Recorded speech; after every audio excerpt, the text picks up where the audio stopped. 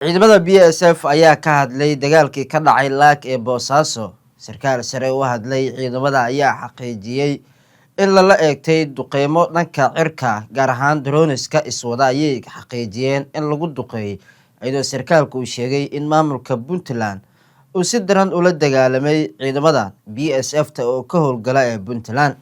sarkaalkan sare u hadlay ayaa xaqiijiyay in daroonta iswada ay ahayd waxyaalihii ugu horeeyay ee lagala hortagay ciidamadan, isla markaana uu sheegay in kolonyada BSF-ta ay sababtay in halkaasi ay ka dagaalanto kadib dagaal dhexmaray iyaga iyo ciidamada maamulka ee Puntland.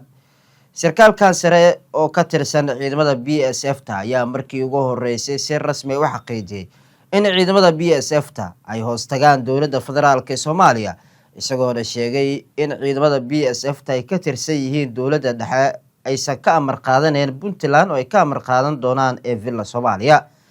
sidoo kale sarkaalka ayaa sheegay in ciidamada kasta dowlad goboleedku aysan u lahaan karin awood buuxa ciidamo military ah inay sameeyaan marka laga reebo in dowlad goboleedyada ay lahaan karaan kaliya ciidamo booliis ah. Beddelkeedana uu sheegay in deegaanada maamulkaasi Puntland ay difaacayso dowladda dhexe iyaduna ay shaqo ay ku leedahay dhammaan dowlad goboleedyada ee dalka.